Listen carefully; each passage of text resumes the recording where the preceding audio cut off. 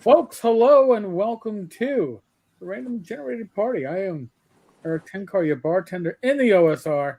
To me, stage right is none other than Rob Conley, getting center square because he's the only one with a live camera besides me. The potato-looking mafiosa is none other than Greg Christopher. Howdy-o. Howdy ho, the urine-colored dice. You need urine-colored dice. Is Tim Gothridge Manor Shorts. Urine. And if I was typing this, I'd be calling him Time because that's what my spell check always wants to fill in. Yours too? That's Yep. so goddamn annoying. Rob called me Time today, actually, too. And last but not least, Joe, the motherfucking lawyer. I had to throw that in, Joe. Hey, you know. We had to get. Well, Eric, if you want to vary it, you can just spell his name backward and just say Stroh's Mitt. Sounds like a beer commercial at that point. Oh God, yeah. I'm assuming we're talking about Tim and not Joe because spelling Joe's name backward would be very confusing. Yeah. I don't know about that one, but Rawal S. Oh, actually, that could be a good creature. You get. Yeah, we had to fight the Rawal. Oh, wait a second. That's fucking lawyer backwards. Yeah, let's save that one for when we have Ty Beard on the show or something like that. It turns out my name spelled backwards makes for a halfway decent character. Yelnik Trebor. Yeah. That's a good name, yeah. That's a good name. Mine is dumb. And that was the trivia question Rob asked Eric in one of their interviews to Rob's question about why he titled his your pledge levels. Oh yes. Eric didn't figure that one out. He just looked confused and everything, and it was just funny. I saw it coming. I just I'm like, oh, Eric's just gonna stare into the camera and just look baffled. I'm like, I have no idea. Right, Tim, how long have you known Rob for? Oh, Jesus Christ, I have no idea. I had hair. So, Yes, he had hair. well, I'll tell you the truth. Rob didn't, even back then. He was still bald back then. So, yeah. Yeah, I was showing my youngest graduated yesterday, and I was showing him a picture from me from high school, and yeah, it's in here. Unfortunately, my oldest is going to go bald. I mean, we were sitting, and it's like his top of his head was red, and we could, oh man, you're going bald, Jamie. But Gregory is doing better than I was when I was his age, so knock on wood. On that depressing thought of old men and baldness, and We always try to keep it real. That's it. I don't mind being bald. I mean, I had a coach, and Tim knows who I'm talking about, Coach Stahl, and he did the comb over. Yeah. And then one day he was coaching us, and he was an excitable little man, and he would just yell, and his thing was flapping back and forth. And I just made a mental note that I'm probably going bald, and God help me if I am never ever going to do a comb over. I'm just going to cut it all off when I can't just make it. And then finally, Kellyanne told me that maybe I should. I was fuzzy, but. Kellyanne said, "Hey, just have him shave it off, and it'll look good." Yeah, I've still got a pretty thick head of hair. It hasn't grown long here, but I don't know. I got lucky in that department. But you know what? I tell you what, though, I am not a hairy person other than my legs. That's it, or my hair rather. Nothing on the legs. At least I don't have a hairy ass. That's a good thing. More information than I actually need. Yeah. I wasn't going to. Yeah, I'm covered. I'm covered with fur and hair everywhere except. I'm not Georgie Animal Steel here. You know what I mean? Pretty much. Yeah. I can see the fuzz. I've got the gray. That's why I really haven't lost too much. I got the gray. It's funny. We were talking. I played that yesterday. I backed the Troll Lords Kickstarter 2 years ago, and one of my levels was backing the pledge for a game with Steve, right? Steve Chanel, the Troll Lord. So I played that last night. And we're talking, during the game, this and that, little pause here and there. And it's live on his Twitch stream if you want to go see it. Anyway, at one point we start talking about elements, and I'm like, isn't it funny? Because I think we said that here before. We, 15 years old, we're all playing D&D, talking about girls and music, and here we are, 50 years old, talking about aging and falling apart and hairlessness, and we talk about what's relevant to you at the time, right? Yeah, that's true. No doubt. Now it's like, my knee acts up when the weather gets bad. Do you know when it's going to rain within 24 hours? Did your knee swell up? My knee swells up, but only the one. Jesus. It was actually a fun game. He's a good DM. I'm so happy to play with him because I don't know about you guys, but I noticed that when I'm like, I could watch a stream and watch somebody DM and maybe pick up a little thing here or there. But when I'm playing under somebody who's a DM, it's more personal, and so I absorb it more. I absorb the lessons more. I absorb like, ooh, this is good. I'm into this. I could see this. I'm going to try something like this, you know? And that guy was extremely well detailed. I get so much out of just playing under different people, you know? His descriptions, especially through Wilderness Encounters, I was there. It's all theater of the mind. The whole damn thing was theater of the mind, and I was there in my head, you know? And I'm like, I'm going to try this. I'm going to try his little tricks, man. You know, he just describes every detail, the rain, the wind, the tree types, and then the shade and the cover and everything else. I'm like, Jesus Christ. Awesome time. Really very good. cool. What did it smell like? That's my question. That's what, he's getting into that level of detail. Okay. You know? It made you feel like you were there. Like, shit, man, this is cool. Excellent. That's a nice skill to have. Yeah. And he just does it naturally. You can tell he's just riffing. You know, he doesn't have it written down or anything. He's just riffing. He might be rolling dice to, determine random, characteristics, but he's just riffing it off there. It was fantastic. Fun time. I'm really happy to get that in there, you know? Yeah. Well, that's cool. That's like a bucket list thing. If you can get the game edition. Exactly. I'm trying to do that. I'm trying to get into the games of people that I appreciate, you know, all you guys. And then I did the last convention I went to in Massachusetts. What the hell's what happened up there? TotalCon. Yeah. I got to play under Tim Cask ran a game. I played with him. I played with Matt from Frogod. Yeah. I played with Jeff Planian. You know, I was fantastic. It's 3 great GMs, and I got to play in games with them. I was highlighting my whole time there. You know. You got to try Ken and St. Andre sometime. I don't know if Ken does any online games, and I don't know how many conventions he attends. I know he doesn't attend North Texas anymore. Well, he was at Origins 8 years ago. That's for sure. Yeah, tell that story, guys. I don't know if you ever told it here before. Even if you did, it's fucking great. I don't want to speak ill of the man. Oh, go ahead. Go ahead. Tim will. Go ahead, Tim. Oh God, I don't know how many years ago it was at Origins, and I was at the Troll Lords, and I was talking to Rick at the time, and just letting him know, which books I've had it is, and buying some more books and everything. And then Ken stopped by, and I say, hey Ken, I know you're at the convention, but if you're not doing anything, would you mind running a game for a friend of mine with me and everything like that? And he goes, absolutely. He goes, when do you want to do it? And I was like, well, I can go find him. I said, if I go, this is at the the showroom there, so Origins gets pretty crowded. So I found Rob. I said, hey, Rob, I got Ken City and Andre to run us a game of Troll. Oh, no, that's not how you said it. He said, hey, Rob, guess who I got? What? Ken St. Andre is running the game. And Tim was really excited, and he got me pumped up. So I just went along, Yeah. Well, you go ahead and tell them your classic Rob moment with Ken. We made up characters. He walked us through it. He was fine on that, and we do the. I forgot what I made, but Tim made a dwarf, and he started us off in the dungeon. And I'm a bit vague. You're gonna have to help me with the memory, but there were a lot of puzzles, things you had to think to figure out, and there were a lot of jokes. Would I be correct and remember that? Just a lot of puns, jokes, kind of thing. Yeah. Yeah, and the thing about me, I role play, regardless of the system. I don't need a charisma stat or a personality trait to just role play as some character, And so I was, the adventure was kind of drawing me in. I started role playing, and we got into this one place where it was hard.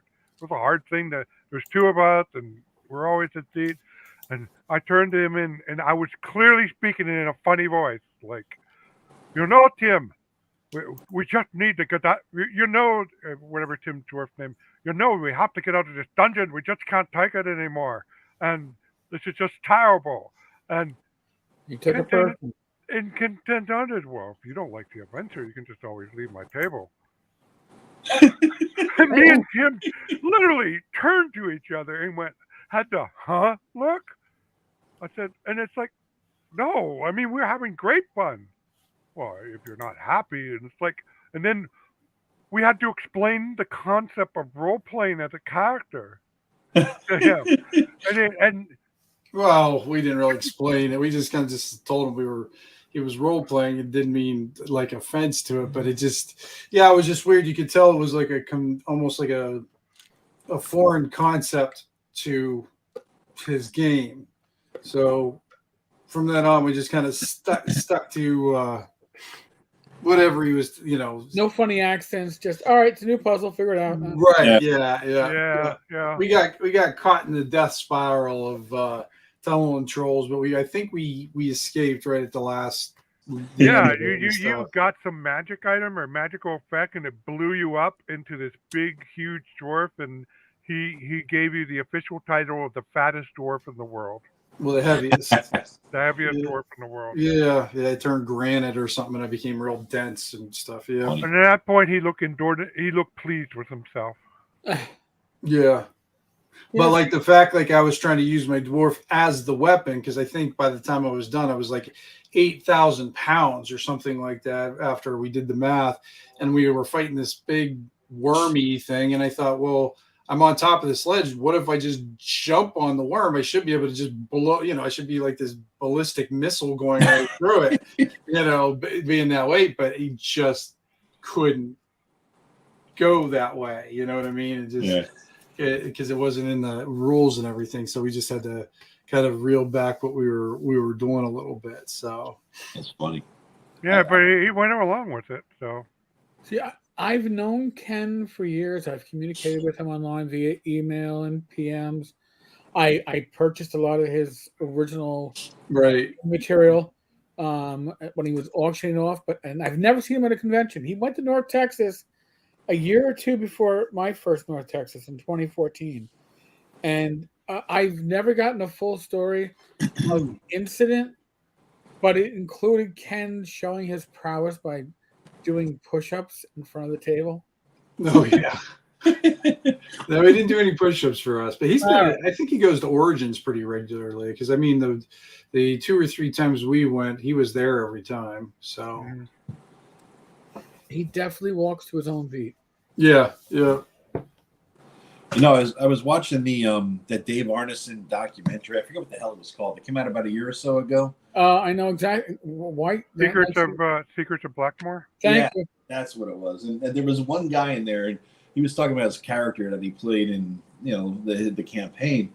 And he's like, I played a dwarf. If I remember right, he's like, I played a dwarf, and I guess that makes him the first ever dwarf, right? And he's been playing this freaking guy for 4 decades, right? Basically, and he goes, I still don't know what his name is. Because there's a different way of doing it back then, Right? Yeah, sure. That is funny. Hey, it's the dwarf. Yeah. Dwarf number 1. There we go. Thank you very much. But it was when we started playing. I started playing in probably 79, 80, right around there. It was a different. Like if you house rule, didn't call it house ruling. It was just a common sense solution to weapon speed makes no fucking sense, so we're not going to use it. Yeah. It's just he didn't announce these are the rules in effect. These aren't. It was like, oh yeah, no, we're not doing that, and you just left it out. Segment became something that after that first summer of trying to figure out spell interruption, segments went the way of the dodo. Yeah. But now, if you're doing something like that and you're changing a rule system, that first session 0, you gotta go, okay, well, we're not playing with this, and this. Initiative is going to be figured out that you didn't make those announcements. That sounds familiar. Somebody recently has been doing that. Who? I can't Could have. There are certain God, I'm flipped around. I can't point. Yeah, Rob's a point little yeah, okay. dyslexic there. Dyslexic There, pointer a here. There it certain is. person. I just can't figure out who. You have only seen the 1-page version of my house rules. I am up to 6 pages. I don't know. But- I am half tempted to, because I have those RTF faves. I'm just waiting for you to release the final document, and I'm going to send you back an edited copy. Well, this is different because I'm running I'm wrapping up the 5th edition campaign. It's gone about 4.5 years, and I'm starting a 2nd edition campaign right on the heels of it. Basically, it'll be like I think a couple months after. Same setting, same everything, but I'm of course, changing around that. When I did my 5th edition house rules, you got 11 pages of me sitting there thinking that's fucking stupid. No, and I'm cutting it out and deleting and I'm changing. Now the 2nd edition house rules are more like I'm going to give them a little more here. I'm going to give them a boost to thief skills. I'm going to give Rangers this. I'm going to, I'm giving them some more stuff. So it's a whole different tone, which is very foreign to me to be giving to my players things. It's Used to taking it away. Right. and then he caps it all off because he asked he said, I wonder what this part of combat work. And I read something that, yeah, it's on page blah and blah. I said, no, it's not. It's on page blah, blah. So I said, I have this. I said, oh, you're using the wrong book. Yeah. Like what? Yeah, I told you a long time ago. I got the revised version. There may have been a PDF sent linked to you at one point or another. I didn't play QE. I didn't know what the hell you were talking. I just. There's a revised edition of 2E that came out, and it's corrections, new layout. The art sucks ass. That's the worst part of it. So it's 2.5 then, Joe, huh? Right. It's the black cover, right? No. It was actually a black cover, but it wasn't 2.5 yet. What made 2.5 was those fucking skills and options books. Skills and powers and combat options and that's where that was. Let's experiment with some ideas for 3rd edition. Yes, exactly. That and also the complete book of bullshit. The bards, the thieves, the rangers, the druids, the barbarians, the complete book of everything. That came before. They did, but they incorporated a lot of that bullshit into those skills and powers crap. Kits and all that stuff. They went crazy. That's why I'm just keeping it just the revised handbook, and that's it. Everything else just breaks the damn game. So my first encounter with skills and power. All right, everybody get out their bingo card. Was that in a LARP event? Oh, early with the LARP. And this was like the one time we ran a week-long event in July. Normally we just the weekend, but this time we were ambitious. We wanted to hold a week-long event, and enough staff had a vacation time to do it. But that meant, there was some downtime where people just goofed off and didn't bother going on any of the adventures that was going on at the time. And so I walked by one of the cabins and noticed it was all laid out for a tabletop role-playing session. And I saw a player's handbook, a black bind player's handbook, so I knew it was D&D.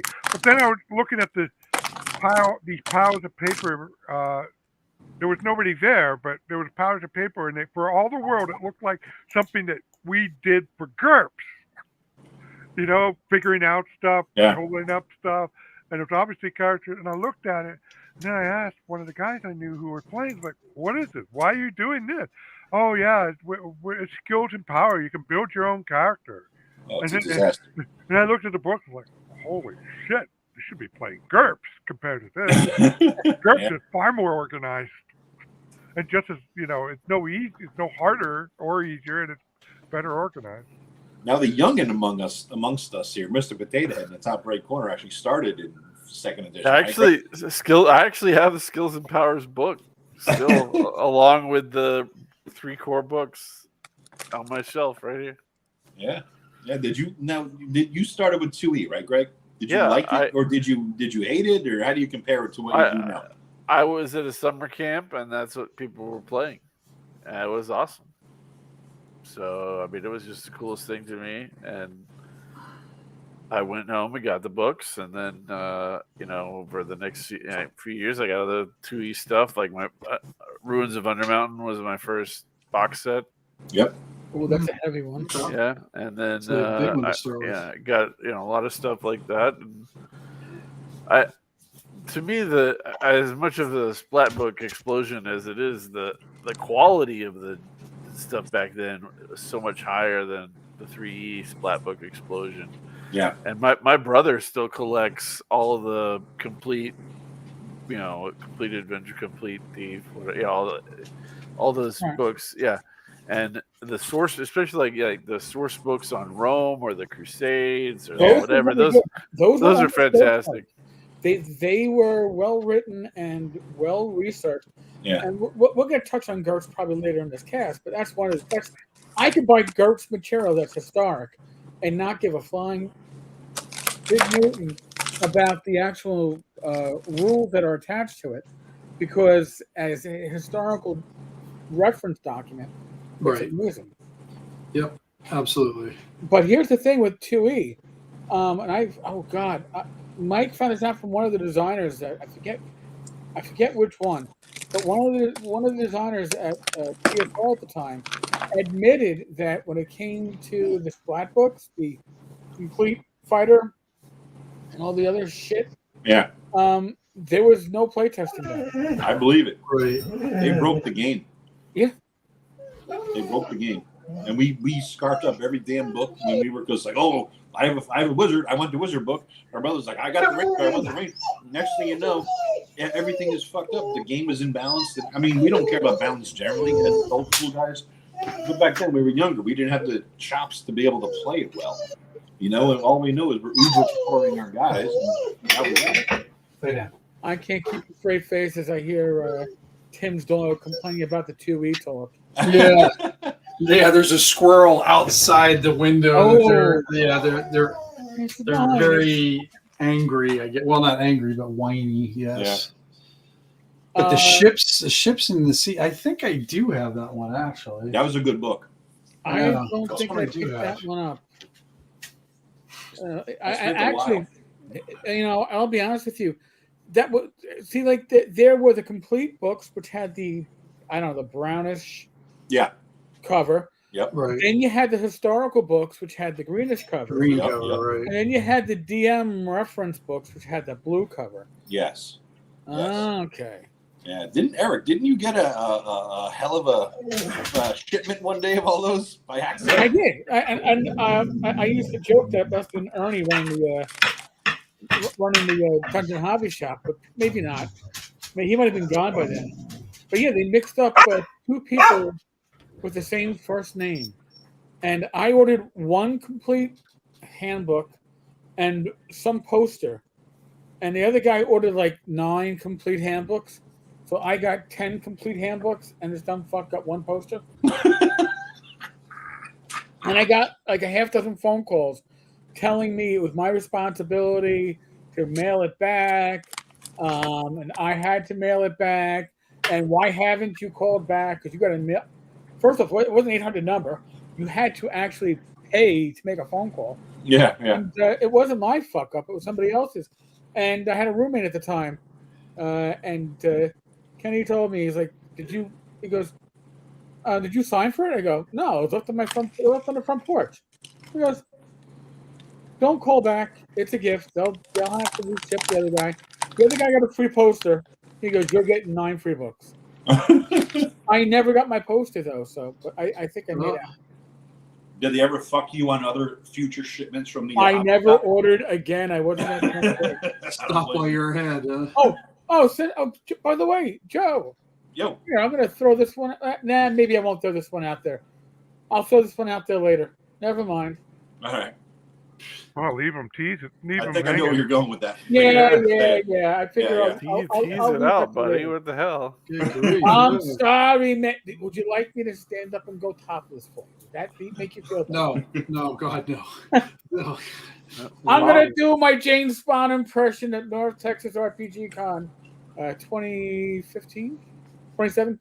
I don't know, 4 or 5 years ago, when he snuck up behind Frank Metzner and pulled his shirt up to flash me man boobies. And the great thing is, I believe I was talking with Merle Rasmussen at the time, and he saw it at the corner of his eyes, and he knew what was going to go on. He didn't bat an eye. He was just like, it was probably what happened in the old TSR offices all the time. Yeah. Those guys seem to have enjoyed partying and acting just a wee bit crazy. There's a whole different culture 30, 40 years ago in the offices and in the every workplace. I mean, you had fun. Now, you ain't having too much fun. Yeah. A whole different world, man. Whole different world. I was lucky when I first got to internal affairs. My office was the office I was initially assigned to. We did reviews of all the cases and incoming cases and process cases and make sure all the paperwork was proper and investigations were proper. My lieutenant was very relaxed. So I got 2 root monkeys on one of the root offs. And I did the screaming root monkeys, the slingshot monkeys. So I brought him in and just put it on my desk. And he's like, "What the fuck is that?" I go, "Ew, it's a root monkey. What's it do?" If you slingshot it, it screams, and it goes flying.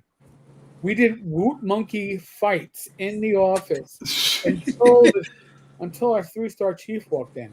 And then when he opens the door, never knocked, and the root monkey goes flying past his head into the outdoor hallway. He's like, "Okay, I'm going to try this again." And he goes out and he closes the door. And anytime he knocked, he goes, "All right, good. Nothing's flying by my head." And he pretended nothing happened. But we had to cut down on the monkey fights after that. At least it was a monkey poo fights. It could be worse. Oh yeah. No, we had good times back then. We had no AC, so the summertime sucked. Yeah. But we had good times. Hey, John's throwing out the question about the upshifts and C. It's good. I was looking at it the other day because I got a ton of PDFs, of course, on my computer, and I'm setting up like the 2nd edition game files, right? Pictures, tokens, PDFs of various things, organizing, yada yada. There's so much material out there because, like Greg said, they had good stuff. And I would say the 2nd edition focused far more on fluff than crunch. But the crunch they put out, the number stuff, that was great too, though. Except the stuff that broke the game. But Ships and Seas is an excellent resource. That made the files for the things I'm going to use in this game. So yeah, it's a good thing. Well, what I think it is that the player-facing material, which was never play tested, was more likely to break your game. The DM-facing material, if you were the DM, found anything that didn't quite fit, you quote house ruled it, or you changed it on the spot. Your players weren't going to know. But if you suddenly said, "Oh, well, hey, I have to nerf your Elven Blade Singer," which I always bring up. Your players will go, "But that's not how it's in the book. It's official. They published it. It's got to be okay." Yeah. It's just a cool concept that nobody actually tried in game, because when they were putting out the 2E stuff, it was different. In the early days of 1E or early days of Basic and all that stuff, they did a lot of playing. So a lot of contests would get play tested. And if I recall correctly, play testing was pretty much part and parcel with your position. Under Lorraine and 2E, it was all about the megabucks and getting material out. And to get material out, play testing can be put to the side. What's more important? Getting the material in front of players, getting it distributed by Random House, or get something play tested and delayed by 3 to 6 months. So I mean, 2E had how many settings? I couldn't name them all. I didn't own them all. Birthright, Spelljammer, Mastica, Greyhawk. Mastica thing, right? Not the night below. Yep. That's a really good thing. And right. One of my favorite authors put that out. This guy, I mean, what the fuck's his name? Jesus Christ. This is an old age elder moment here. The dude who put out all the Carl Sargent. Right. That was great. Dark Sun. Yeah. And actually, Dark Sun as a setting was not the most playable. They experimented with the coiled books that you could use, but what I did like was the character stable. Yeah. Where you could swap out PCs between adventures, yet more than one of your PCs could actually level. Not a bad idea to keep a flexible party going, especially amongst a small group. And they had Wait, great. repeat that. What did they want? Dark Sun had a character stable. So say, and you started at 3rd level. So say you have 3 characters, and I don't remember all the classes from Dark Sun. But let's say you have a fighter, a magic user, and a thief. Well, this is going to be a heavy combat adventure coming up. So I'm going to take my fighter. All right, my fighter levels. I can now level my fighter, and I can level one of the 2 characters in my stable. It just can't exceed the character's level that just leveled. So you can then next time, well, I do have a 4th level fighter and a 4th level magic user. My thief is 3rd level. So this is how you were able to swap characters between adventures. Nobody got stuck in a role necessarily that they didn't like. I wonder if the author of Dark Sun read a little bit about Ars Magica. Because Ars Magica was the first RPG to feature what's now called troop play. Right. Where you go into a campaign with a stable of characters, and you every session you pick a different mix to form the party to actually adventure that session. It's really good when you have like a definite time cycle to your game. Like Ars Magica had seasons. Right. You can have players that are PCs that are off screen for a while, and you still have something you can use. By the way, we're being stalked by Grandpa Matt. You know, Dark Sun, the one thing they had that was really good and transferable to other things, when I was thinking about adding psionics to the 5e game, right, in some way, and I looked and researched all the various different psionic, iterations throughout the editions and whatnot, and it turns out that they all sucked except for if you got the 2nd edition Psionics Handbook, and then you bought a couple of Dark Sun books. Joe, they were good. They were good. No, I'm not doing it. I was thinking about it, so of course I bought the books. But there's a couple Dark Sun psionic books that were excellent, and they really do make psionics come alive in a good way. I think it's better to that ego whip, whatever the fuck they called it in AD&D. It was a well-developed system, and it wasn't just psionics that mimicked spells. You know what I mean? It was a whole different kind of a thing you were able to do. They fleshed it out pretty well, I think. So that was nice with Dark Sun, but. Yeah, no, the Horde. That's another system they had out there. They had so much. Was Eberron 2e too? I think so. Planescape. That was a 2e. No, Eberron was. Yeah, Eberron was 3rd edition. Yeah, remember, Tim? We entered settings in for that.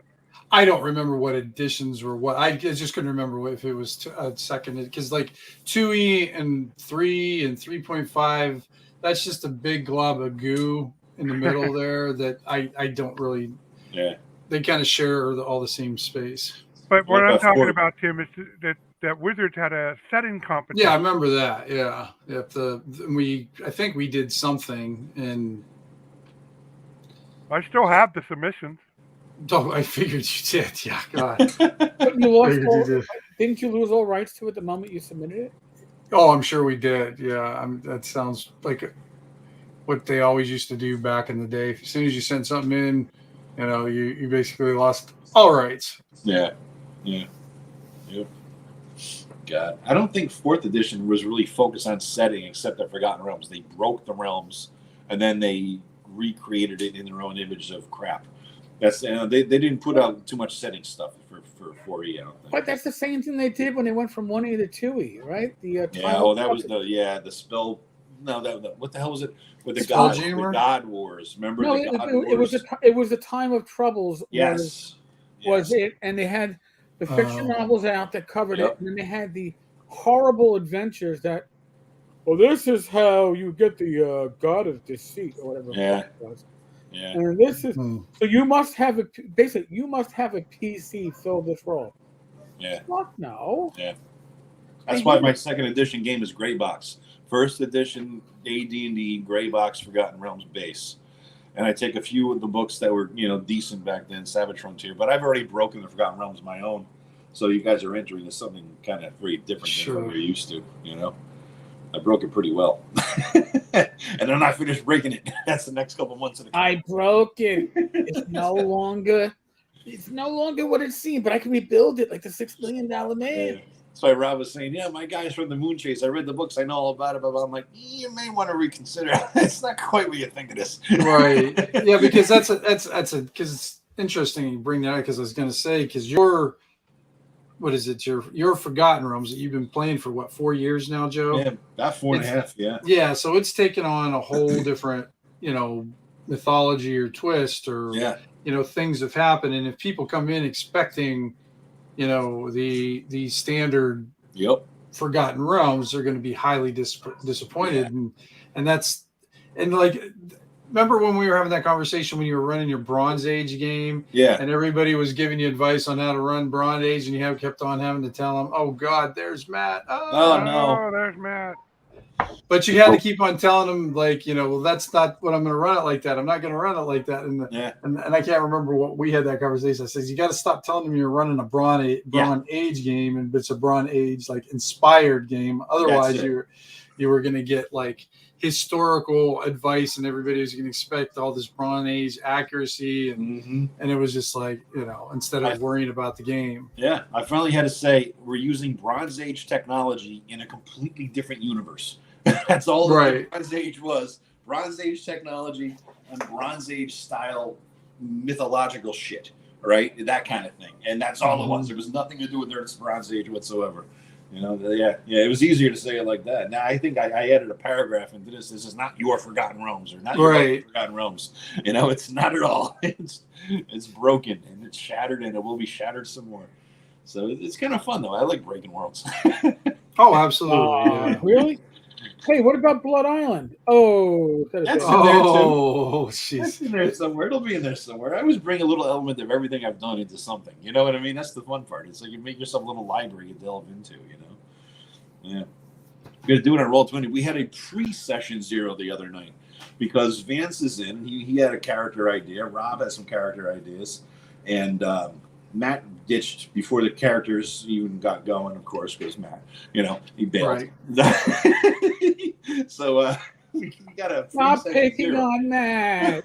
we got. I figured we could roll it up because the Roll22 character sheet it makes Rob's look like a tic-tac-toe board for his character. It's complicated as shit. Right, and so I figured you guys get 3 months to fuck with the character sheets and figure it out this way. If you could roll your characters, get your stats in there, and messing around with it and learn it. Because you got a few months to learn the system. So yeah. And then Rob, he's going to be running his City State campaign in what 2 weeks? Can't wait. Yeah, 2 weeks. Matt, you in for that or no? What? You in for the Rob City State game, man? No, if you paid attention to the statement, my exiting statement when I left your game, I had determined I am a horrible player, and that's the ironic thing. I am. I'm focusing on running. I've got 2 games that I'm running concurrently in this hex crawl that I'm doing. I'm actually, I know I've talked about. None of you want to hear me talk about solo gaming, but I learned a lot solo gaming. And over the last, I don't know, I've done it off and on for like the last year. And playing with yourself, you mean? Yeah, playing with myself. And you guys can belittle it all you want, but there's a huge community out there of solo players. And all of you that knock it, if you're a DM, I challenge you to try it because it is a huge spontaneous exercise in creativity. When you're using tables and you're generating it all while you're playing it. And I've actually transferred that. I actually asked the 2 people I had in the game last night, I asked their opinion, how they, compared to other things I've ran in the past, where I have like an overarching story and I have, a plot, for lack of a better term. Do you find this enjoyable? And they both said they actually love it because I'm letting them roll the dice, and then I'm looking at my tables and I'm interpreting that. And this is our 3rd session, and absolutely nothing that we've played has been planned before I sat down to run the game. So I guess I thought a solo game was you create the module, for lack of a better word, in advance, and then you run it through. No, you're saying that you can, but a lot of people, it's procedurally generated. Like, I don't know, you roll on a table and it says you are sent by cleric what's his nuts to go take a message to bishop who's its butt, and that's you start out with something like that, and then you roll for encounters, you roll for, if you want to, it depends on some people do. I mean, it's like just like any other role playing. Some people use an existing map. Some people use tables to generate everything 100%. And that's what I'm doing for this. And it actually is, I mean, don't get me wrong. There are moments where I'm like, hold on a sec. I gotta like put my gears in motion. And there are times where it doesn't work.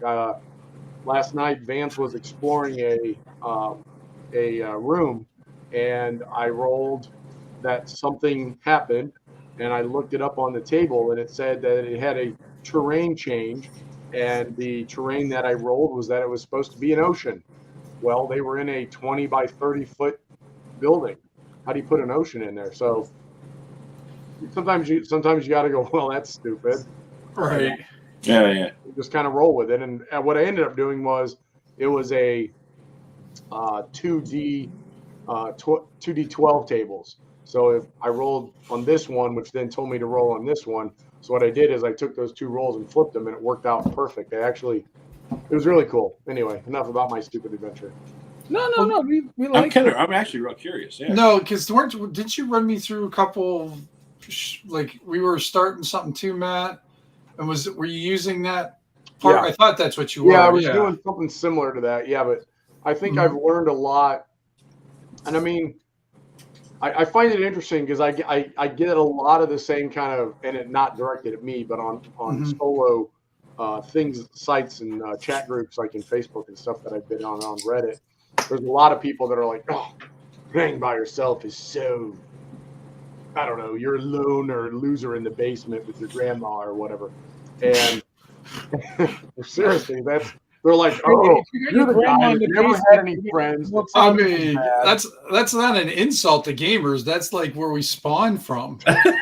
Not all gamers, Tim. That's our source, you know. Good grief. I mean, we maybe not played in the basement, but we played on the tiny It's table. interesting because you'll have those exact same people. You'll see them in another chat group, and they'll be like, wow, it was really cool how you use creativity and, improv your way through this encounter or whatever. And I'm like, that's the exact same crap that you were doing. It's just with the solo. I like doing the solo. And actually, I told Vance and his wife when we played last night, I'm finding this really enjoyable because the thing I like about being a player is being surprised. You never know what the GM has up his sleeve, what's around that corner, what's down that dark hole. And I get to have that same sort of creative, excitement. Like, oh my gosh, I didn't expect that. Like last night, I mean, if you guys really want to hear about it, you want me to keep going? Yeah. Okay. We didn't bring you in here to look at you. Well, great. Hold on. I know, Speak Joe, for like, yourself. this is my daughter's gift to me for Father's Day. I thought it was hilarious. Yeah. That's great. So last night they had camped next to a river, and the session before that they had been on a hill and they saw that there was a lake kind of around. They'd gone up on this hill, almost got their ass kicked by a siren out of that book, Into the Weird and Wild. It was out of that book. Anyway, they wanted to go explore this lake. Before the session, all I knew was they were camping next to this river. So they went up to this lake. When they were there, they encountered a field of bones, like there'd been a massacre or something. And then they discovered a small ruins. There were two buildings. And I literally rolled that there were ruins, and I was like, oh shit. I went to Google and said, medieval ruins, overgrown, poof, grabbed a picture and said, that's what you see. Nice.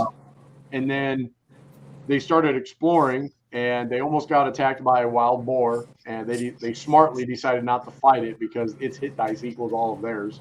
There's 3 of them in the party. And then they went to explore the other building, and again, I randomly rolled and determined that there was a dry well, and at the bottom of the dry well is a dungeon. And hopefully they don't watch this because I also determined the theme of the dungeon is what was it? Unnameable horrors, something like that. Like great. Terrible horror, right? So sounds like Tim's game. Yeah, exactly. Well, it's kind of funny. They went down in the dungeon. They bumped into some skeletons. They turned them. The skeletons ran into the dark. And then as they started, their torch didn't show the whole room. So they started exploring and randomly determined that there was another creature. And it said that it was slimy, tentacles, and has mouths. So I typed that into Google and the word D&D after it. And I found this disgusting, imagine Baron Harkonnen with extra mouths on him with tentacles off of him. And I was like, oh, yeah, that's right there. So they were like, do I hear anything? And I said, yeah, you hear something wet and slurpy. And Vance is like, fuck that, done. And then but it's awesome because before we started, they were camping on a river, and I had no idea what was in this hex. And now I already know because I did a little. I wanted factions in the hex the hex crawl that I'm doing. So I already know there is a. I don't want to give away too much in case anybody watches it. There is a faction that is related to what these the skulls, this like massacre was. There's something related to that. So I already have connected it, and I don't know. It's really cool, and I really like that we're kind of exploring and learning as we go. It sounds really cool, man. Yeah. Sounds interesting. It's very different. Yeah. I'm not used to that. You know, my brain doesn't work that way. I must be fully prepped for everything. Yeah, well, and that's like, well, it's funny because I'm running the same game, same setting with my other friend Steve on Wednesday. We haven't actually played because every time we get together, it's been a year since we've been together, and we talk about everything but the actual game. Like probably get too drunk to play after a while and just start. Yeah, I'm sure Steve's there knocking him back, and you know. Yeah. No, he wasn't actually. He's actually not. Steve Cook. It's been 3 hours, but his is going to run Yeah. concurrently in the same place, the same area of the world, at the same time. But he is going to be more focused on. He wants to do more like domain play. Okay. At first level, which is going to be interesting. And so I mentioned to him the other day that I really need to start prepping, and he was like, "What the hell? No, don't prep a damn thing. We're doing this live while we play." So I'm like, "All right, Yeah, don't you do that? This should be interesting." Cool. I mean, yeah, it's going to be. I'm going to have a calendar, and I'm going to kind of like I already know certain events are going to happen in one that will eventually cross over to the other. So there'll be intersecting paths, and I know Steve wants to hire a group to go out and map and explore for him. Maybe he'll hire the other group. I don't know. All right. It'd be really cool. Yeah. So I'm enjoying it. I think it's, like I said, it hits that creative desire for me to explore the unexplored and unknown, but from behind the screen instead of in front of it. So it's interesting. Right, Go ahead, I'm going to throw something out there only because it reminds me of a product that I purchased and I have yet to use, and I'm going to try to share it on the screen real quick just so folks are interested. Adventuring Toolkit. Oh, I've heard a lot about that. Yeah, it's $5 on drive-through. I'll add a link afterwards to this, but it looks really good. A Swiggy. So I'm just throwing it out there because it looks like something that I might find myself enjoying, especially when I'm up. Isn't that one like 500 pages or something? It's big, yeah. I think I got it for like a deal of the day or something like that. It's huge. 613. It's got 800 tables. I didn't realize it was that big when I bought it. I was like, holy shit. Yeah, I guess I'm not printing this one out at home. Yeah. No, I don't think so. Yeah. Rob will print it out in the A5 or whatever the hell that digest size. He'll make it digest size. Well, I will say my advice to you, if you're going to do that, find a small set of tables that you're going to use and then have a second, and I would even like screen capture or copy them over into your own PDF so you have a few pages of stuff that you're commonly going to use. Have a second pile of other things that if you get stuck, you can pull that and build on it. Because are you using any specific set of tables yourself, Matt, from anywhere? I am using, yes, this is my binder. I actually have a binder. Yeah. You guys want to see it? I know you guys love to see binders and shit. Oh, yeah. Look at that, Joe. Nice. Organized. Nice. This page right here, that's house rules. Nice. That's how you do it. That's how you do it. Well, that's one page. Then I got just one page. Amateur. Yeah. Anyway, I got a couple traits. This was copied out or printed off of D30. Oh, the D30s. Yeah. Okay. And that's just like NPC physical traits because I know, especially Steve, is going to run into a shit. So hopefully I didn't demonetize you there. A whole bunch of NPCs. Apparently, we're never monetized. Well, he introduced Joe as the motherfucking lawyer, so that got blown up in the first 5 seconds. So. Yeah. And I don't know if I haven't seen anybody do this, so I don't know if this is me being creative or if this is just stupid, but I have my map that I'm drawing as we play. But what I did is I actually created a terrain map using Google Maps, and I wanted rocky forested areas, so I took a couple areas of Western Canada and North America and kind of meshed them together. And then what I did is I underlaid that under my hex map, and I'm using that as a guide for terrain. I'm not sticking to it necessarily 100%, but it's so I don't have to create like where that river's running. I can just use this as a guide. Matt, is that where you did when you converted the D30 hex description sheet into your own? Is that for this game, for this purpose? Remember you showed us? I haven't really used that. Oh, no? Mm-hmm. Okay. No, because this is a very mountainous wilderness area. I know it's mostly temperate forest with mountains and stuff. So there's really I'm not going to have a desert here. Really loud. Whoa, Ivy's really loud. Yeah, Ivy's loud too. Yeah. Can they So hear anyway, it? then Can they hear you? Yes, they can No, hear can you. they hear the dog? They can, yes. There it I is. took the D30 hex page, whatever, I don't know what they call it, and I didn't like it exactly, so I tweaked it and I made my own. So then I've got the individual hex pages, which here's one you can look at that doesn't have anything in it, but it's stuff. I'll probably put that on my blog eventually. It's real nice. Yeah, it looks like he's got it. Looks like he put a whole lot of effort into this. I mean, I've never seen him put that much effort in any game he ran me through. I know. Whatever, you guys are full of shit. I bought little 3-0 punch thing too. Look at that. Anyway, then the only books I'm using are these two. Awesome. Well, those are two great books. Which are great books. Yeah. And the only Rick other LeBlanc. Big Dragon Games. What about Toad? Of course, the best rule book in the world. Of course, yeah. And then Perilous Wilds, which is made for Dungeon World, a game that I hate, but has a lot of good ideas. And then the add-on to that to make it more about exploring the wilderness. But I would say this book is... I'm so surprised you're using that book, Matt. I love it. It's D12. That's great. And it's all D. And I usually hate the D12, but I freaking love it. Now, what about Toma Adventure Design, Matt? Using Matt Finch's newest, latest, greatest, revised 8 million page book? Because I don't have it in physical form. I specifically decided I'm going old school. When I get the book, yes, I will. But I've looked at the PDF. I just don't want to flip around in a PDF.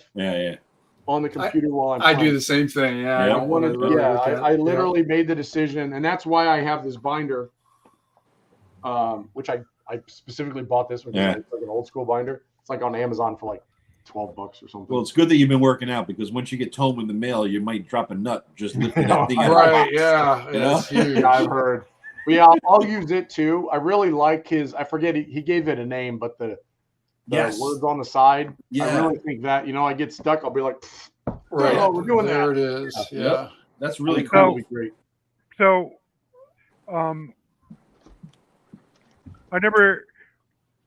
I kind of did what Matt did, but there's actually an RPG that's built to do this from the get-go. It's called Traveler, Cosmic Traveler. And I actually did that when I was young, and it wasn't really my cup of tea. But what I like to do that kind of like what Matt's doing is world build. I would draw a map, and then I would start in the Neolithic, and I will bring its history forward. And over the years, I accumulated a bunch of random table. But in the spirit of what Matt was talking about, if you show my screen, Eric. Okay, hold on a second there, sir. Quick, close the porn up. Okay, there we go. Okay, so this map I drew for Tim, and he never used it. Add to smack. No, it was fine. It was a purely speculative map. It wasn't for any. Oh, he said, Rob, can you draw me a map of a dungeon in a cliff? And I sure. And I gave it to him. And then a couple of years later, I said, hey, can I use this for my own purpose? And said, sure.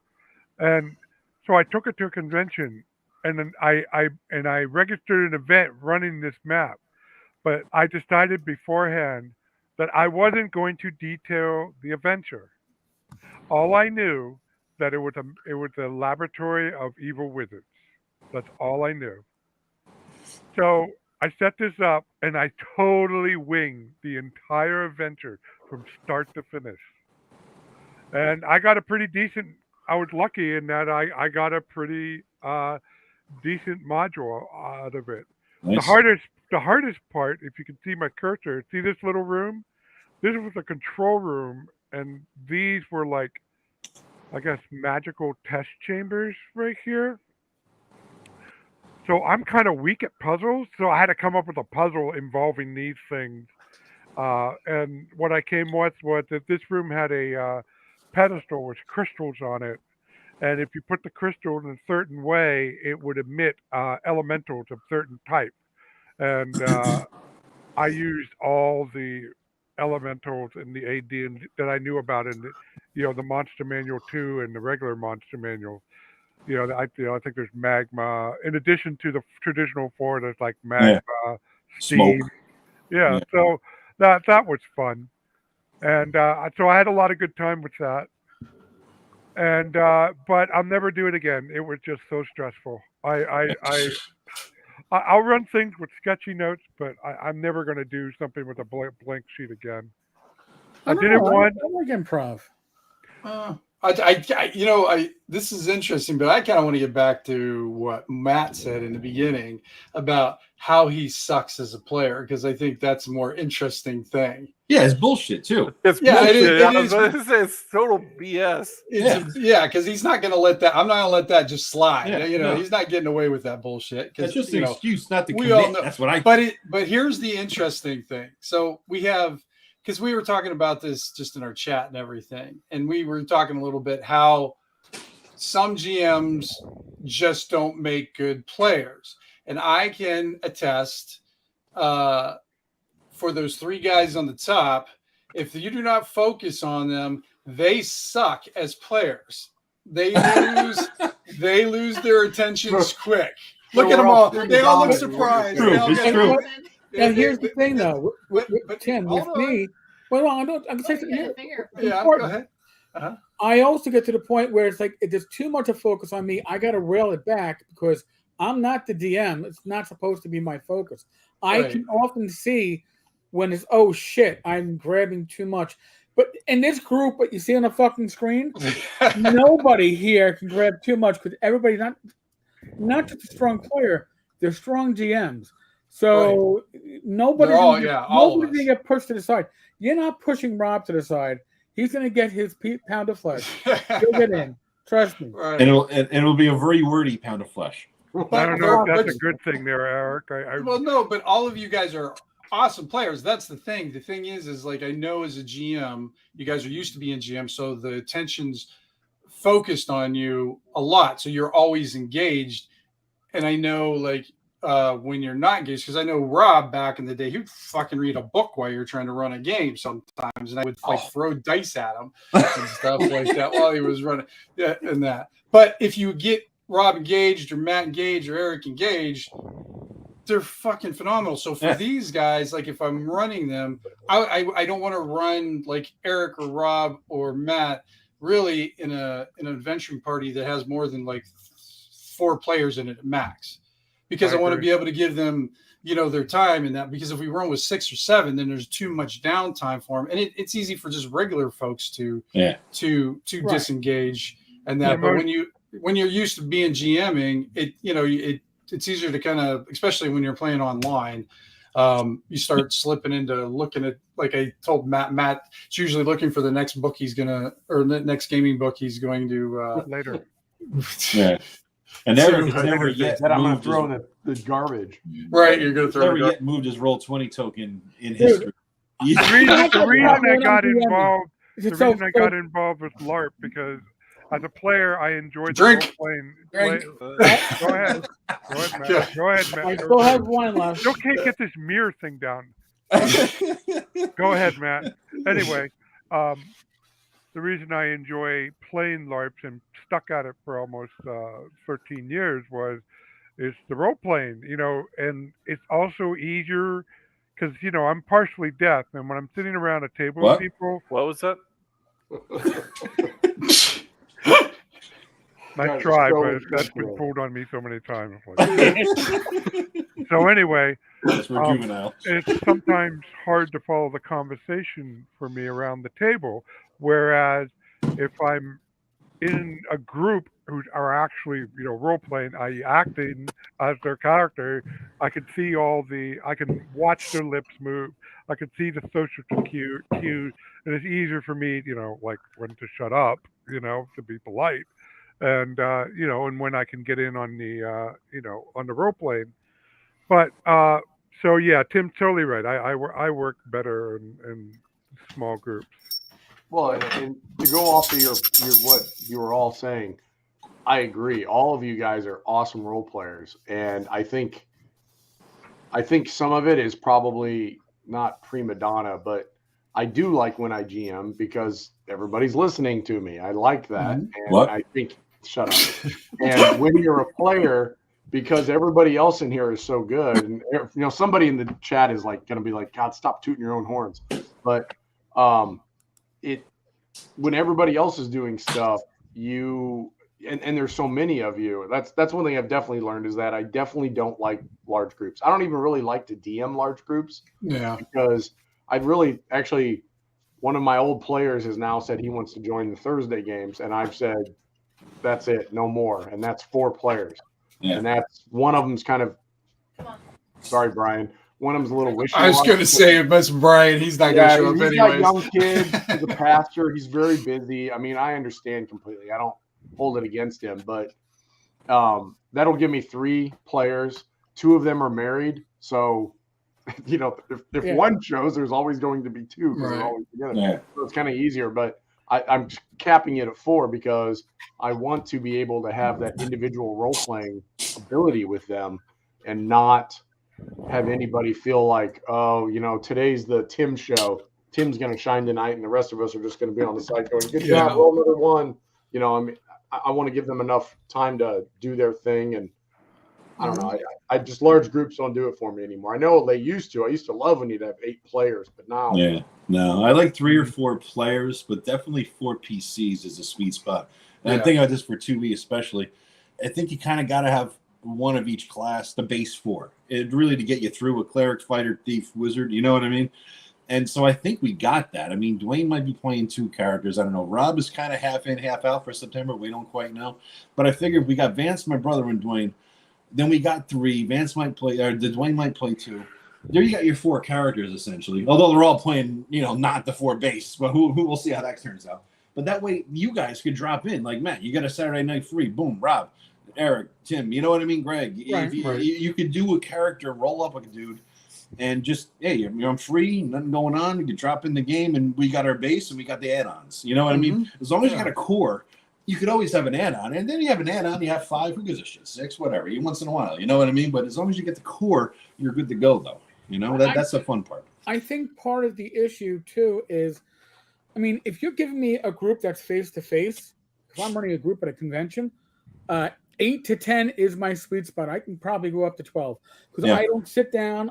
Joe knows. I walk the table. I get into people's faces. I'm standing the whole time.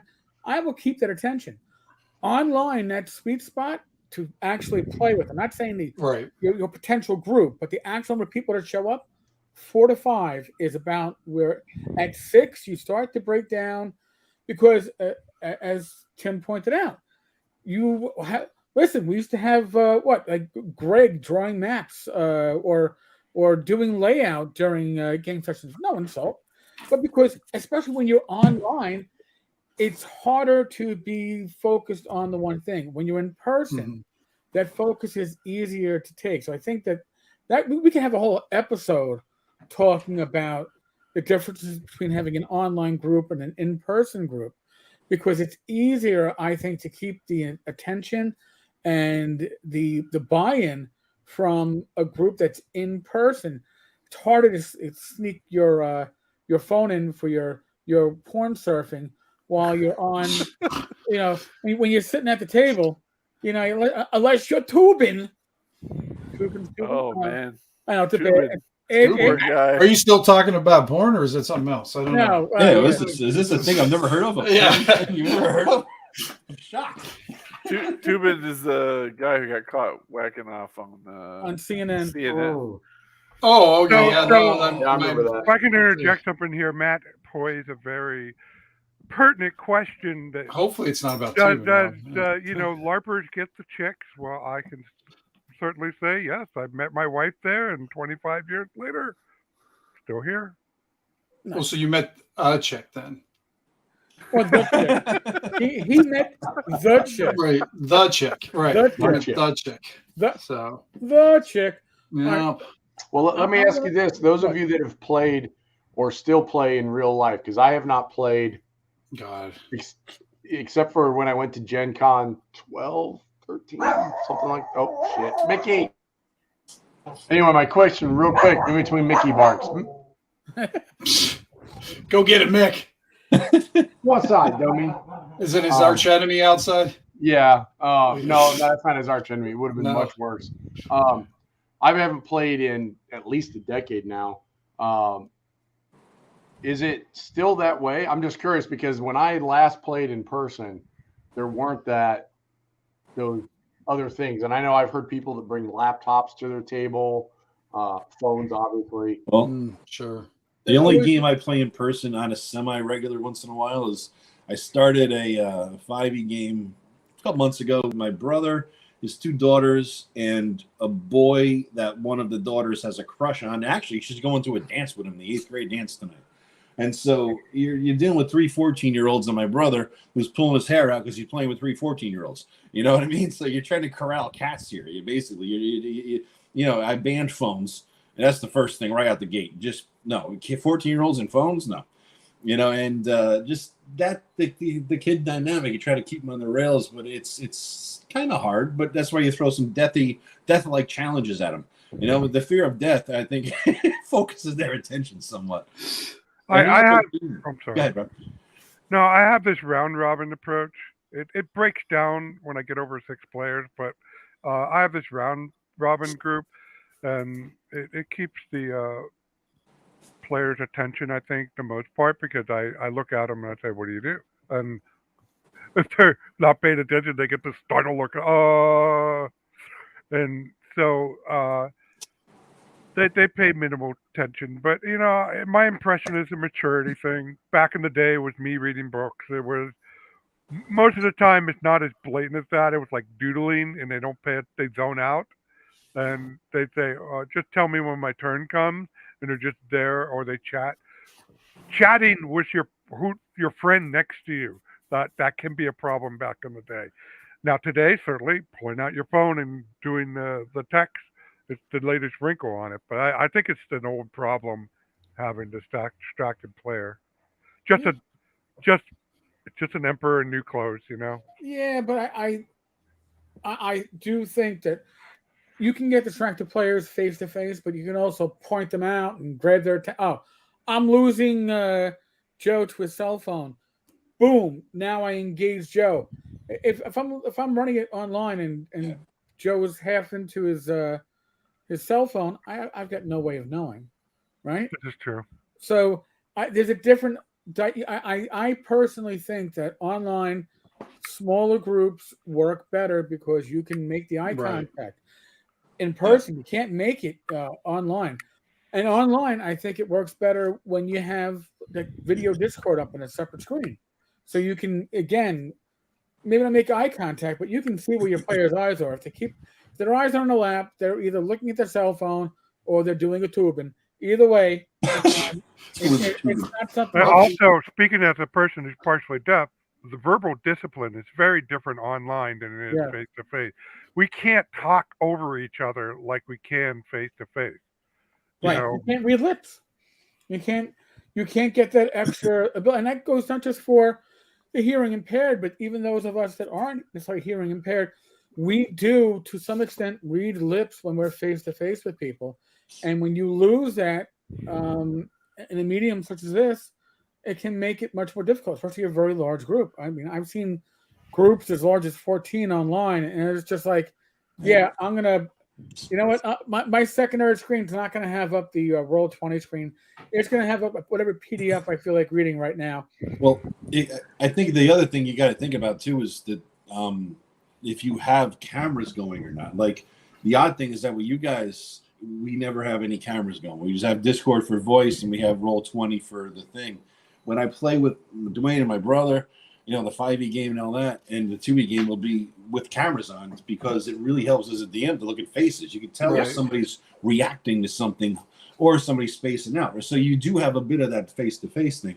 And I think the camera makes a big difference, you know. But yeah, I agree. I know these last couple of sessions I ran, we've used camera, and actually last night, for some reason, the Discord video wouldn't work. Yeah, so it's been busting my balls for a month. Fuck Discord. Oh, really? Oh. Yeah, I don't know why. All of a sudden. Yeah, so the other nights we used the video, and it was much more one-on-one, face-to-face, which I like, because I feel like you're more social with your eyes, I guess. Sure. Like you're saying, you can see where people are looking. And I hate to say it, but all those people that live with us that aren't playing in our game, they sure as hell like to walk in and start talking to you, and then you see your players go mute, and then right. Yes, Ivy. It just happened me 2 seconds. My son. Ivy. Yes. I usually don't mute it. You just hear it all the time. Anyway, that's the thing. Ivy has a voice that can defeat mute. So, She's from Jersey. She's from Jersey. Can I take a brief segue she didn't hear to that, talk luckily. about something that Matt said earlier about using Google Maps? So, if you could, I'm shared my screen. If you could pop up my screen again. So those of you watching, this is like a sneak preview of my Majestic Fantasy Realm maps. But the part I want to show you is that if I turn on, did I get this?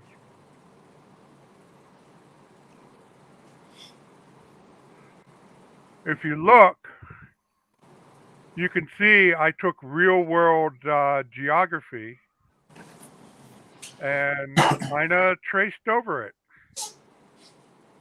Now, some of it isn't exact because I was just eyeballing it for reference purposes. But, you know, like down here, this is essentially the Aegean coast of Turkey. A little bit modified. Rob, you're a cheetah. You're a cheetah.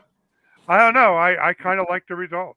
I'm going to go. I'm going. I got to side with Rob. Every time I've ever done a regional or like a continental map, a map of, you know, like coastlines, especially coastlines and rivers and mountain ranges, I have always done exactly what he does. My favorite areas are Russia and the middle, like, was it Siberia, the middle of Russia? And communist. The communist area, which is the whole country. Now, like that area of Russia, and then when you start getting into, I think it's Eastern Europe, where you have like the Ural Mountains and all that kind of stuff. Those are great guidelines. And what I've found is I add stuff to the map, and that's kind of why I did what I did on mine, is I add stuff to the map that I would never have thought of. And it isn't that I stick right to it, but I'm like, oh, there's a little mountain range right there. No one would expect that. And poof, now I've got a mountain range there. And those are kind of like you were talking with Matt Finch's little keywords. You know, I'm looking at the map and I would never have thought to put a pond right there, but hey, there's a pond there. And then you kind of play off of that and it adds to your map. And it's not so boring that, and it's also then, I think it's a little bit of a unconscious collaborative thing.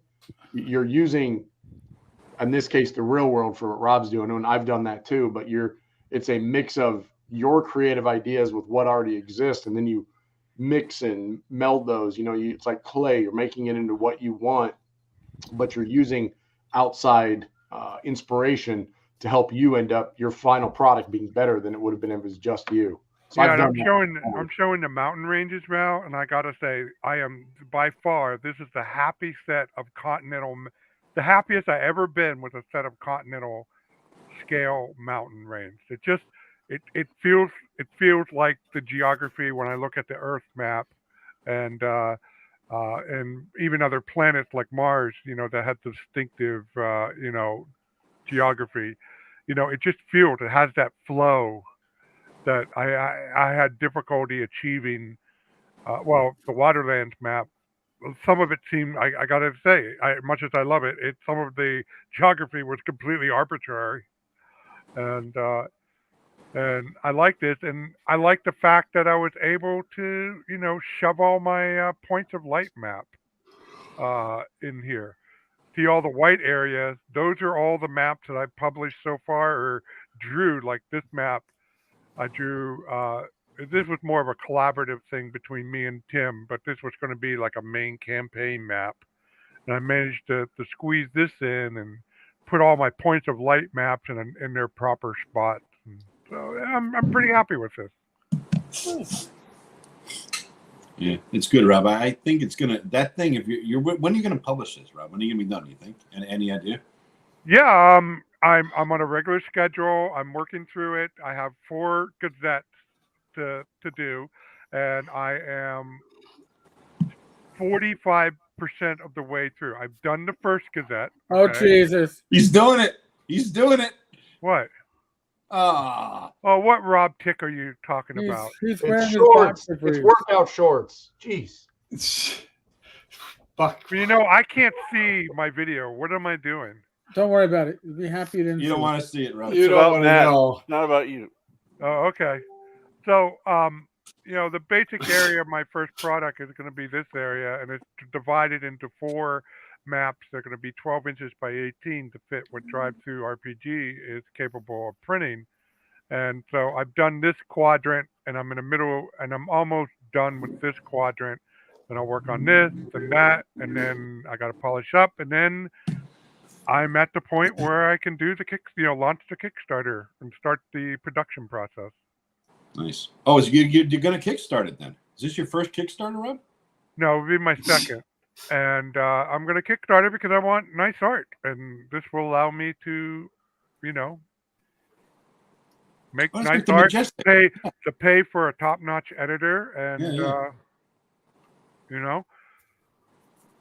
I mean, if it's not that voluminous, but, it's like 80,000 words, and it's very formatted, in that hex. Although I am not giving people a list of hex for one map. I have categories. There's a terrain category, and then there's an island category, and then there's a layers category, and then there's a settlement category. So it's a little bit more organized than how, it's kind of like how Judges Guild does, but in some of my past effort, I just gave terrain and then just one giant hex list, and I don't think that was user Greg friendly. did it differently. Greg, your shit. You deal. How did you describe your hexing, Greg? Hexing, or whatever you fucking want to call it. A verb, I guess. Now. Oh, what kind of approach are you talking about here? How you populated your maps? Oh, okay. Well, so I have there are 12-mile hexes on the radius, so it ends up being a 24-mile hex if you're from face to face, and within that there's a D6 table that has random, very minor encounters. So, like an elf is hunting a bear was one that came up in last session. So there's stuff like that, but then within each hex there is a core thing that you either have to look for or you don't. Like if it's a prominent one, it'll come get you. And each one is run kind of at the discretion of the GM about how they want to introduce it. But I've got the weather and terrain and general description, kind of like a not box text per se, but that kind of thing to give you an idea of where to go. And sorry to interrupt, Greg, but can't you share your screen? I swear to God, you showed us a prototype of the hex, and it was pretty neat. You mean like the half a page that describes the hex? Yeah, you showed us how you when you actually publish it, how it's going to look. Yeah, let me find that real quick, and then Whip it out, Greg. Whip it out. But as we're going through it, he's like, all right, Joe, roll a D6 or whatever.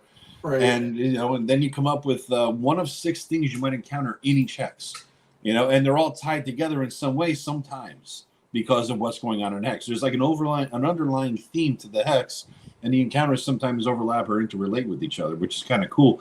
And he's developed every damn hex, with each hex having a 1 through 6 plus some, like a big thing maybe, like he's talking about. It's pretty fucking intense. It's a lot of damn work he put into that thing.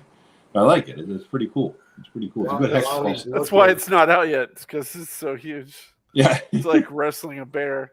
Yeah. While he's looking, what you just said, Joe, reminds me, I think I've mentioned it on here before, Times That Try Men's Souls. It's I don't know, Swords and Wizardry, uses White Box, something like that. I think maybe uses BX. It's a Revolutionary War setting, but it has multiple storylines. It's a exploration game, but there are multiple storylines that intersect. There's probably about 8, I think. Yeah. So you can run into this Indian tribe here, and then later on you go and exploring, and then you come back to another hex, and because you've met them in this hex, you now meet them here, and they're in this situation. Yeah. The storylines build as you explore. So I think it's very cool. And that I'm not writing everything out like that in mind, because I don't want to pre-plan like that. But I definitely have some things that I expect to grow as I play. So I think I'd like to see Greg's, because I haven't seen Greg's. Yeah, it's really cool. And he has good rumor tables. Tons of rumors all over the place that, depending on what hex you're in or where you're at, you might hear it. And then, like, we had a rumor in one hex halfway across the freaking country that interrelated with, on the other side, the Duke's daughter thing. And so we found the Duke's daughter in one hex. We had to travel across the country with a corpse into the other one, And no, they did not give us a 5,000 gold piece reward. Not at all, guys. Just because you weren't there and you didn't see it. Nope, you didn't get it. Hey, while Greg is looking for a thing, could you share my screen one more time? Share my screen. Greg, it's in your pants, dude. That's where your thing is. I'm looking. I have to pick a new. The hex that I had done that before was actually really close to where they are right now. So I don't want to. Show that. Okay. So the screen I'm showing now is a program it's a free program called Inspiration Pad Pro. Now, it requires a little programming skill, but what I've done over the years, kind of like Matt's binder, is all the useful random tables that I like to use, I code it up and stick it in here. So, for example, the latest I did is I wanted to use the underwater tables from Matt Finch's stuff, plus a few other sources from Judges Guild story. So I made a set of tables and made a set of stat block, because I'm not really strong on underwater adventures yet, so I need some help. And so when I come to an area of the Majestic Fantasy Realm that I haven't detailed, a place where I need a lair or a ruin, I just click on this and see what comes up, and if something grabs my eyes, I'll use that. And during the campaign,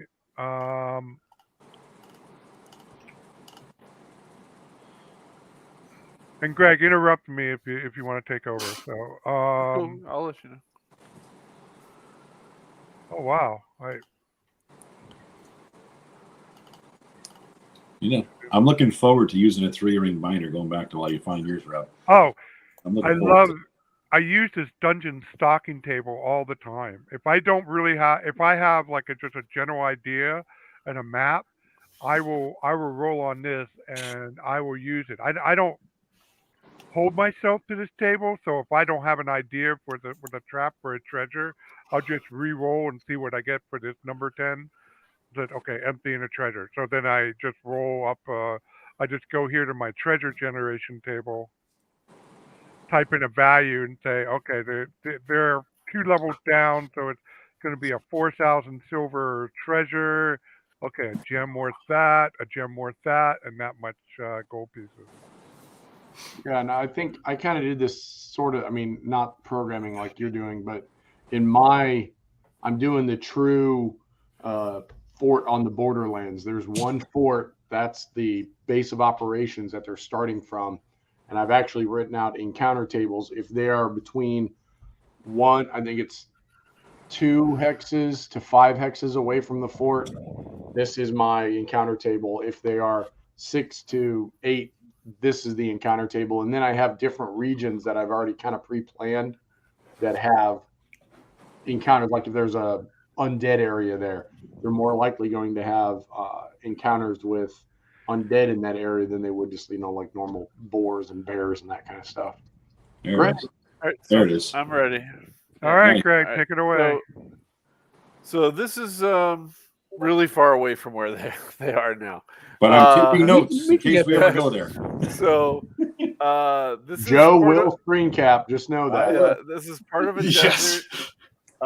So you see the D6 table here. The first thing, when they enter the hex, you just go ahead and roll it. So even if you don't start describing it right away, you kind of know where you're going with that.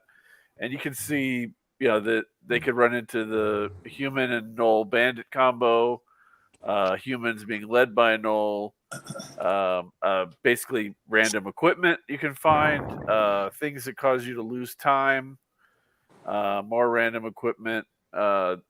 This is kind of a low population area, but in places where they've been recently, there's all kinds of NPCs walking around. This is in the middle of the desert. So then there's a weather description for each hex. There's a difficulty number for my system for if you're using navigation to try to cross it. Then there's a kind of a basic description of what's there. This one has 2 huge stone colossi that you can see from a long way off.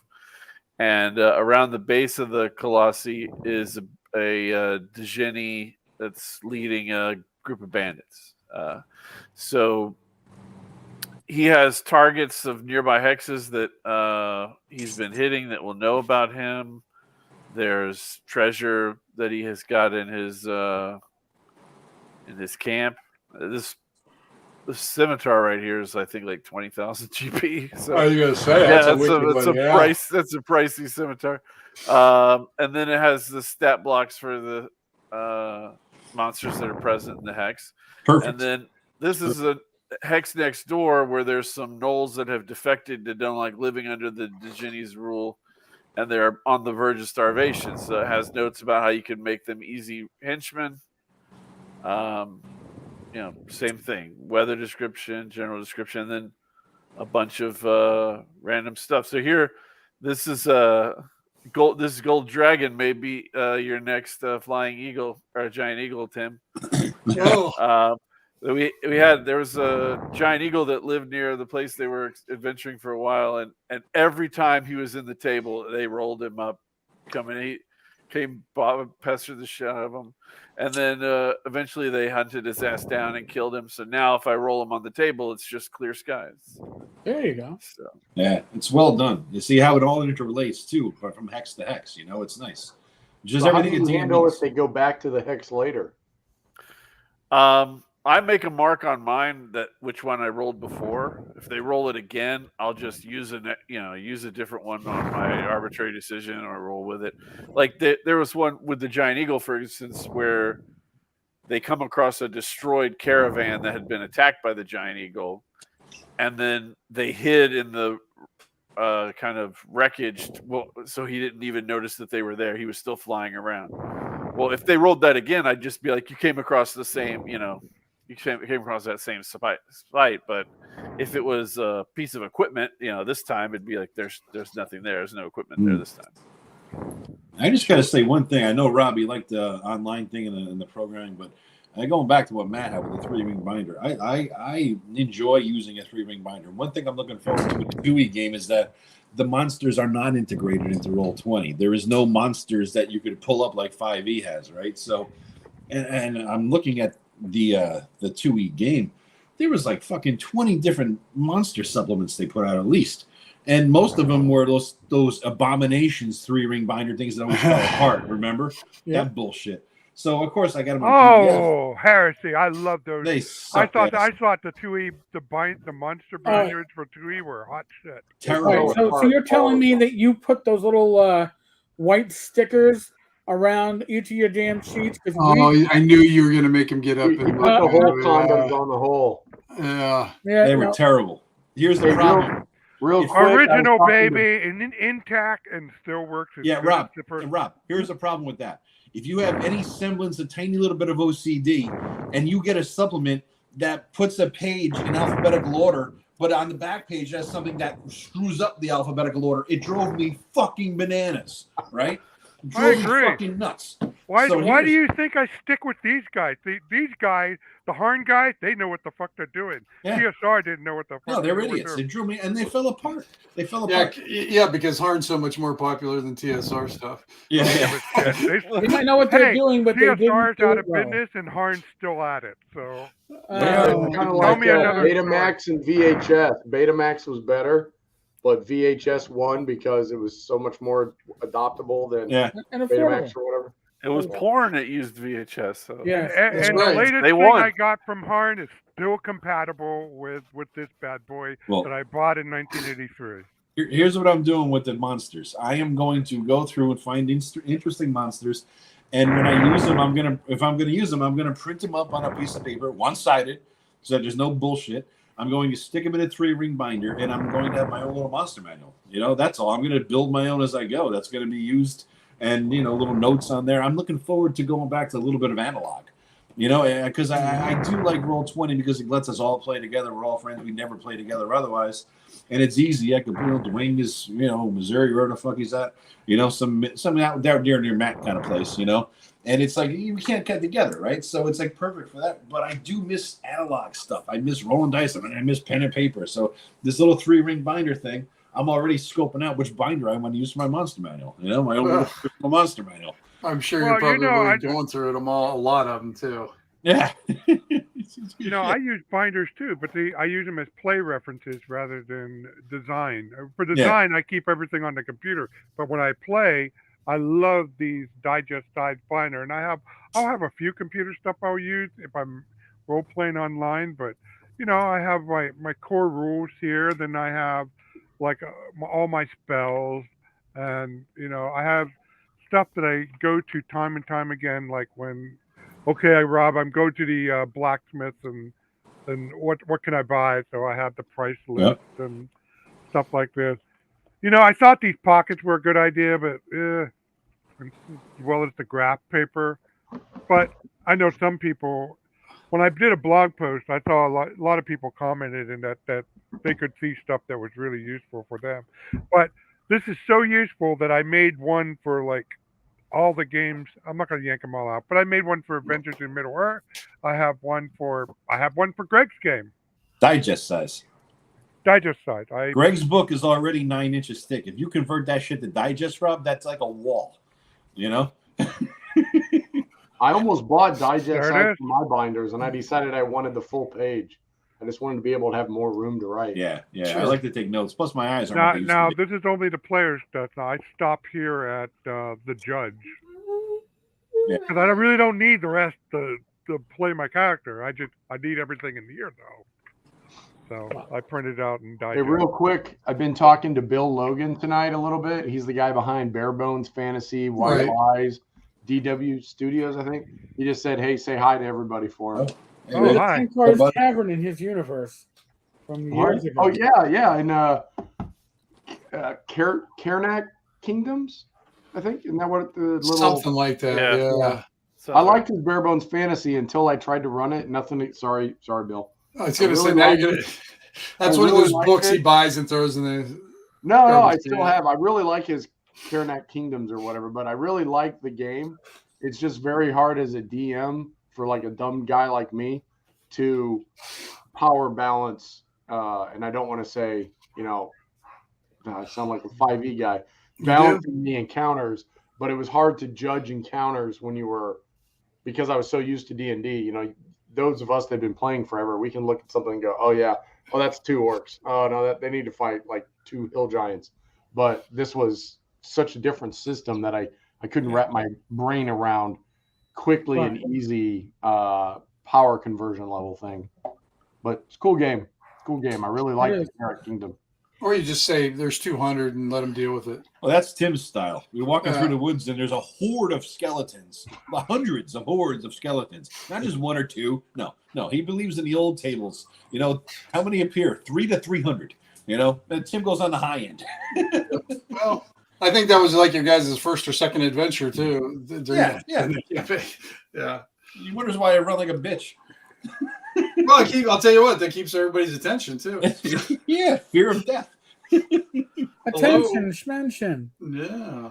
All right. I know this is early for this group because we tend to run like 2.5 fucking hours on a Friday night. I have my niece over for the evening. Grace has been doing a great job entertaining her, but I can hear them getting closer and closer to this run, which means that my time is running short. Okay. Yeah, I have to prepare for a flight tomorrow, so there you go. So, well, yes, Tim. I didn't say anything. That was Matt. No, I thought you. Matt was. See, he's not even paying attention even when he's a GM. No, I am paying attention. I heard somebody say something, but I wasn't looking at Matt's mouth moving because it's Matt. It's always. I love how I insult him and then you get the shot. No respect. No respect. Go ahead, Matt.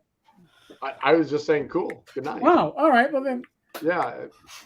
He was saying goodnight. He gets assaulted. Right. Exactly. No, I don't know if you guys know, but we are still in the world of COVID. Yes, we are. No. I don't have to say it, and we're not your fucking parents, okay?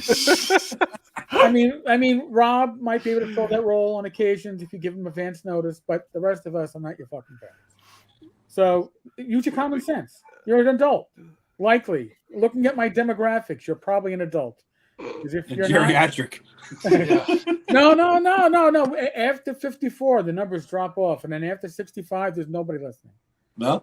Yeah, no. Apparently, does that mean there's no old gamers? We're all going to die. I was going to say that's a big well. You know, the over 65 crowd thinks we're the young whippersnapper who are ruining the game for them. Yeah. There you go. Other than that, be safe, be well, God bless. Rob, safe flight tomorrow. Yeah. Have a safe one, Rob. Roll those dice, roll them well. 120-degree Fahrenheit. Here I come. Oh my God! Oh, where the hell are you going? Zach Laser showed me Phoenix, Arizona. They have higher. It's a dry heat. You'll be all right. It's a dry heat. It won't feel a degree above 105. You'll be right. You know, I said that because I go there in the winter, but when you get over 110 in Phoenix, the dry heat excuse doesn't work anymore. It's just hot.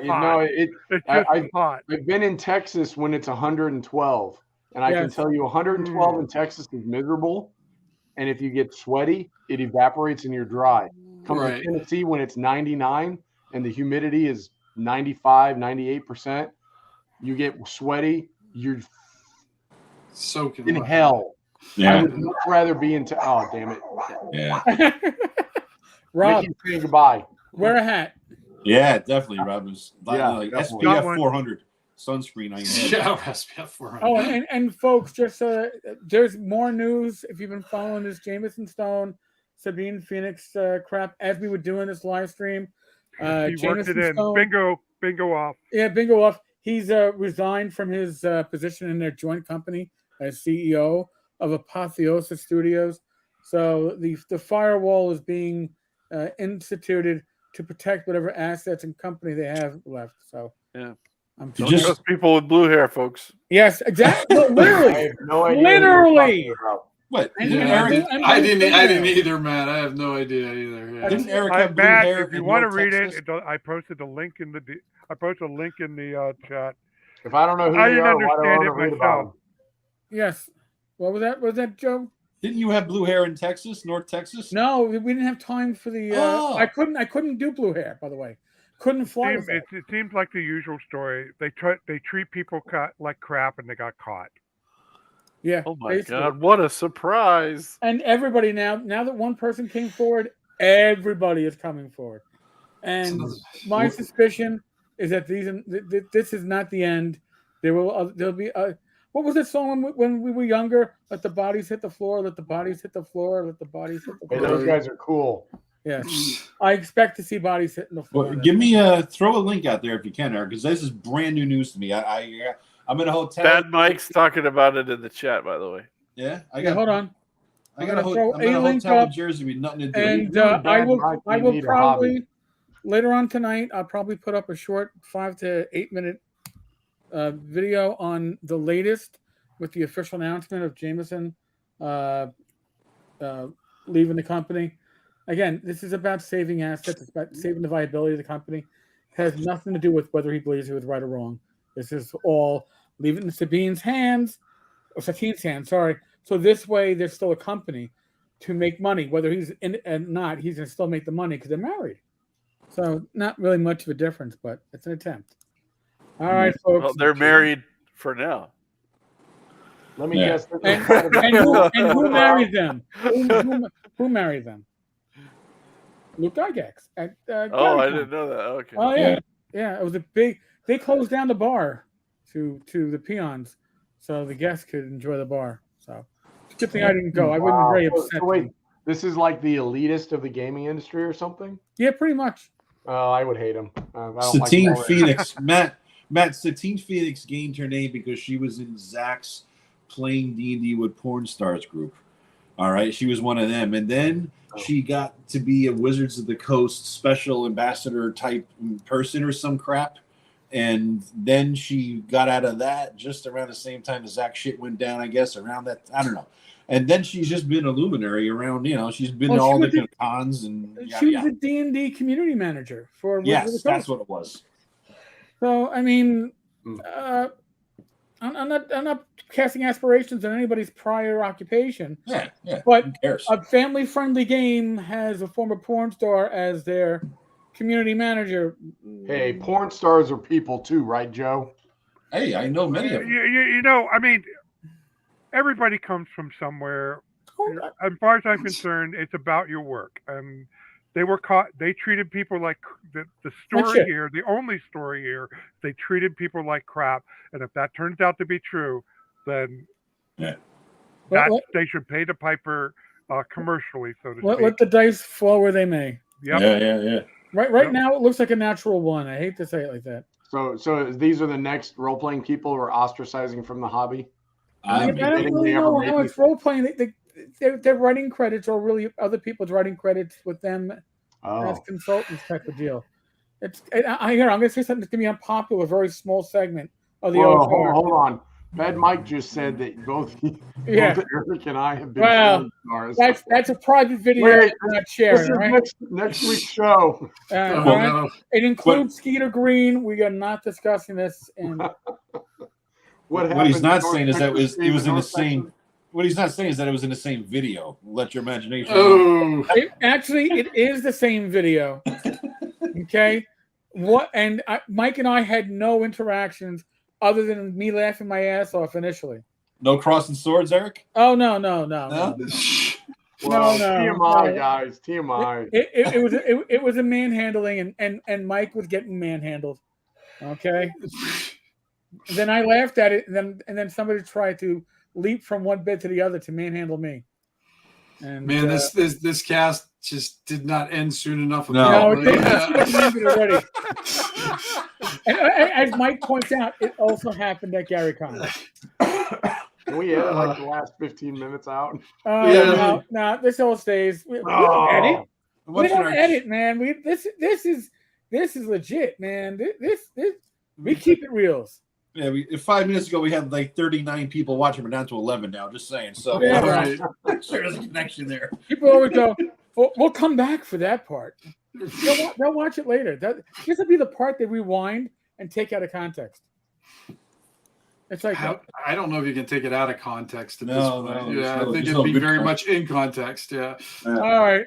On that note, in context, out of context. We're still in the world of monkeypox, people. So if you guys, again, just in case if you forgot. Oh yeah. By the way, wear your mask for the monkeypox if you're engaging in activity. Yeah, Matt, wear a mask, Matt. Monkeypox is coming. Yeah. I haven't worn a mask in like 2 years, except for doctor appointments. Amen. All right, folks. Tennessee. Oh, you're one of those states. Oh, live free or die. All you weird people on the coast. Y'all have cootie. We don't go to those places. What can I tell you? I don't blame you. If I didn't live here, I wouldn't go here. I know. I got to figure out a way to get to New York without going to New York, so I can see you, Eric. But I have like this personal ban on ever going to New York City. All right. So if you fly to New York, I will pick you up at the airport, so you don't have to actually like be anywhere, and then you can all of a sudden appear like at my local pub. And Yeah, there's there a you bunch go. of Irishmen. Yeah, If I can only teleport. just be suspicious if he picks you up with Mike. Apparently, Yeah. I pick you up with Mike. No, Yeah. guys, I'm taking an Uber. Thank you. Right. Yeah, the You know, next thing you know, he's going technically, to ban Newark- bus. have a technically camera. Newark Why does Mike Airport have a is camera out? in New Jersey, and JFK is in Long Island, so you wouldn't be such. Yeah, if he Such picks you up in JFK is You're only actually, host if you go to LaGuardia. JFK is still in New York City, but it's on the border of Nassau County, and Oh, LaGuardia. I thought it was outside. No, it's in. They're both both airports are in Queens County. I like LaGuardia, actually. I like it better. I've The always new- had good luck. The new Delta Oh, gosh. terminals are very nice. Yeah. They actually look like they stepped into the new century. Yeah. It's But amazing. Matt, if Eric picks you up and on the side of the truck it says "Bang Bus," just run away. Just run. All all right, they got folks, mad I that know one you time. didn't sign up for this. God knows I didn't. Down to 10 watchers now. The 10 Yeah, viewers. and if any of you kind have not subscribed yet, you're fucking better. Come on, what are you waiting for? That's right. It doesn't get any better than this. It probably doesn't get any worse either. Yeah. All right, folks.